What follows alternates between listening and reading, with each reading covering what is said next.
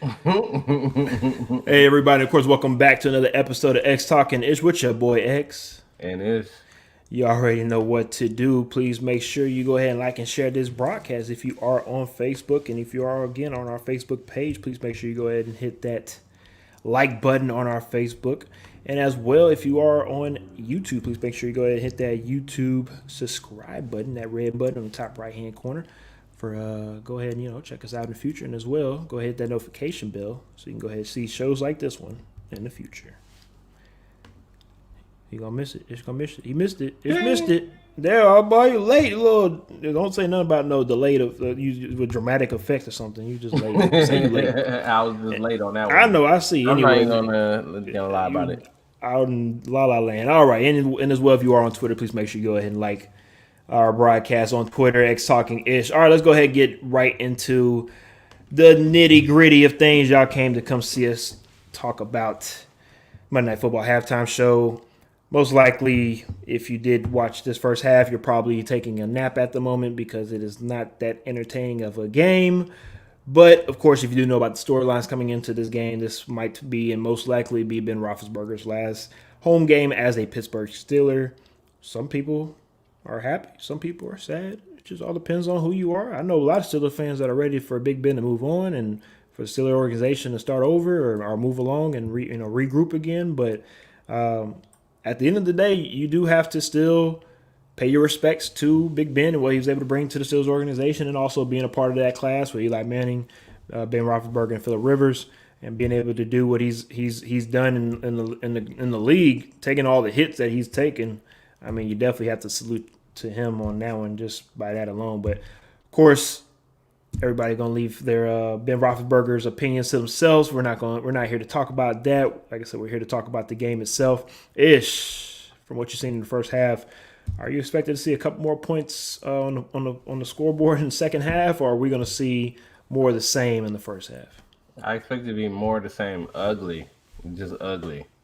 More of the same. The Browns, they're struggling at the moment. Is this finally the year where they decide to move on from Baker Mayfield? It's going to be kind of hard unless they get somebody in free agency because the draft isn't looking too great at the moment. And they're not picking high enough to even really say, like, there's a guy around that you really want. So I guess they're going to be stuck with Baker Mayfield. But Baker Mayfield in the first half, I mean, so far he's just proven all the naysayers right. Yep. He's just not. He hasn't looked good for a while now.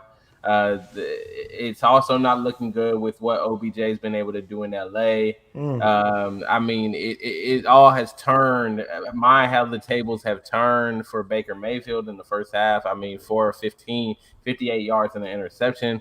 Nick Chubb, 4 carries, only 35 yards. The Browns offense just looks like the Browns of old. They no longer look like the Browns that were surging, that people were excited about. They look like the Browns of old all over again. And for Pittsburgh, bittersweet game. It's good to be leading.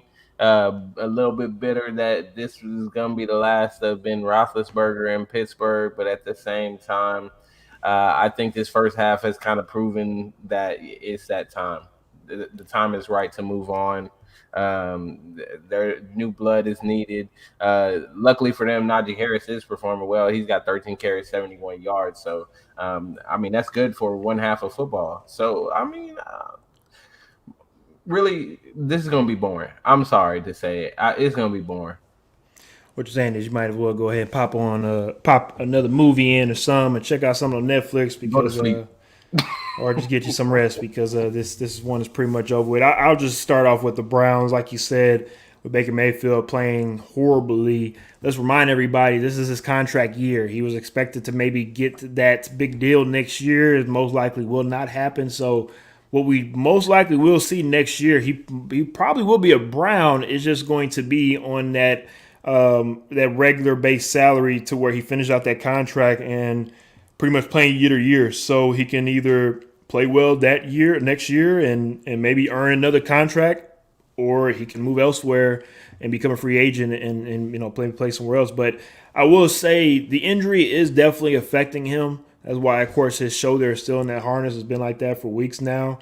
But even before the injury, Baker was just, I mean, everybody gets on him, from fans to talking heads on TV to even players. I'm pretty sure that this is a guy that has more commercials than he does playoff wins. I mean, just any significant wins. I mean, just anything to where he deserves that recognition. I mean, we have guys that have been in the league for 2 years, Justin Herbert and Joey Burrow, who are doing things that are here. They are surpassing him when they're in the same division. I've got Joe Burrow, where I will eat my crow this season. I picked the Browns and Baker Mayfield to win this division, and you have the Cincinnati Bengals, who should not have been anywhere near winning the division, took the division from everybody.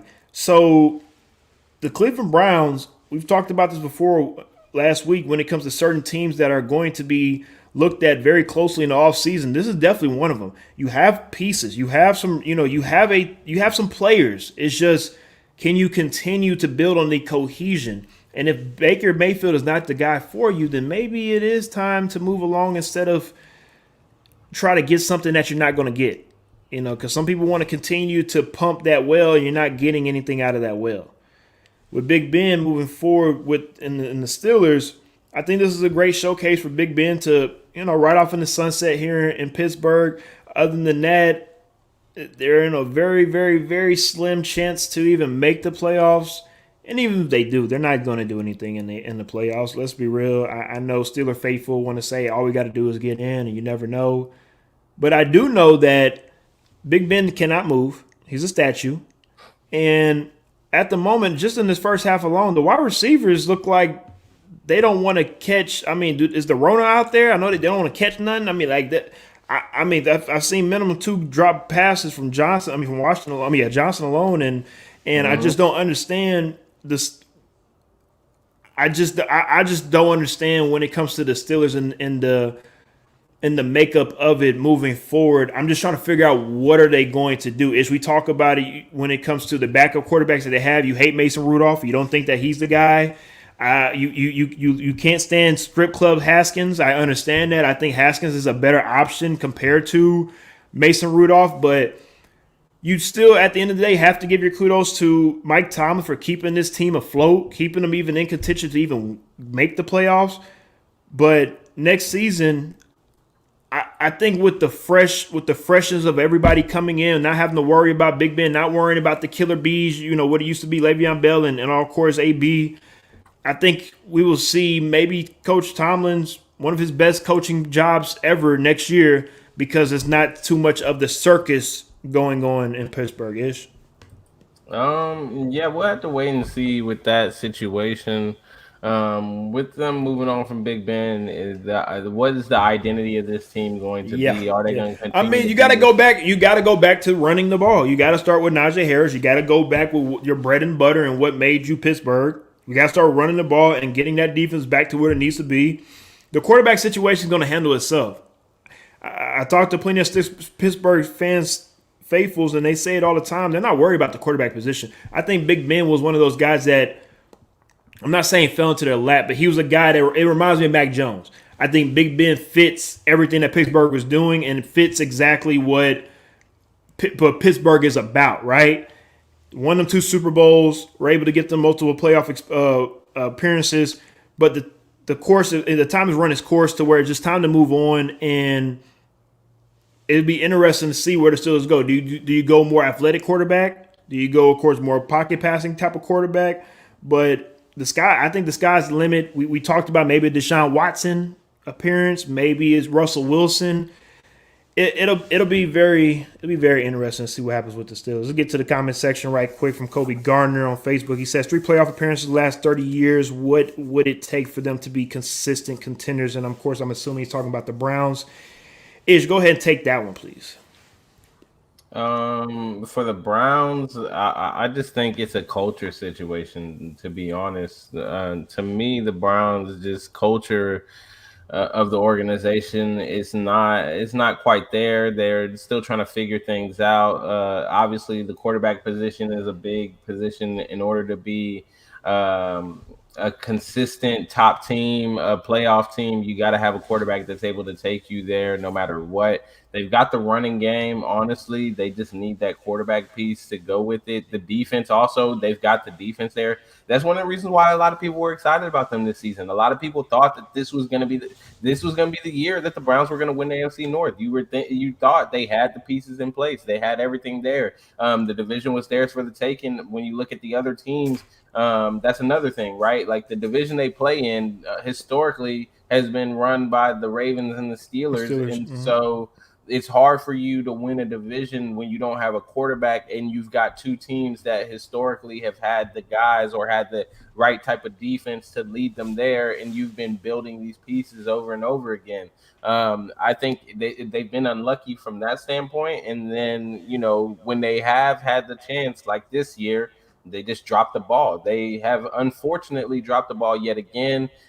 This was their year. We saw they had plenty of opportunities throughout the year. I mean, every team in this division, let's be honest, had an opportunity at some point to win the division or take the charge of the division, and everybody dropped the ball. So now they just got to go back and they got to figure out what they're going to do. Again, like we said, Baker Mayfield, what are you doing with him? Some of these other pieces, this is Jadeveon Clowney coming back. Some of these pieces on defense, they got to get healthy as well. Hopefully they can retain Kareem Hunt, because that 1-2 punch of Nick Chubb, Kareem Hunt, that's been really good. A lot in this offseason for the Browns. This is really going to show us, what direction the organization wants to go moving forward. I can't deny anything that you just said. Everything that you said is 100% correct. The only thing I will add on is say that, like you said, it's just culture. And it reminds me of what Jacksonville is about to do or maybe mess up when it comes to, are you going to, if it's up to me, you get Brian Leftwich, good or bad. You can roll your eyes all you want to, Ish. I got it. For the good or bad, bring Brian Leftwich in, let him 3 years, minimum 3 to 5 years, and let him do what he needs to do. And then if it doesn't work, you move on, whatever. But Jacksonville Jaguars will have nothing to lose. The Browns, they missed their window. The window is over with. I'm sorry. The window is gone. So if I'm the Browns, I'm not saying bring back Bill Belichick. What I'm saying is y'all have to figure out who you can bring in that can control that locker room, that can control that can be somebody that you can look at and say, okay, he's in charge. Like and I'm just using an example. If Louis Riddick, as the general manager, if he was a coach, I think he could step in and take that responsibility to say, okay, we respect him enough to listen to him and take him seriously as our coach. But right now, Kevin Stefanski, I think he's a good coach. Nothing against him. It's just Baker Mayfield makes it, I think, a lot harder for him to coach just due to the inconsistencies that he has going on right now. But we'll talk more about that tomorrow on Tuesday's show. Let's go ahead and talk about right quick, 2 seconds before we get up out of here. Let's remind everybody this weekend we will be in Fort Worth to cover the College Gridiron Showcase, which will of course, showcase some high school athletes and also college athletes trying to get drafted in this upcoming NFL draft. So, of course, we will be in Fort Worth on location to cover that.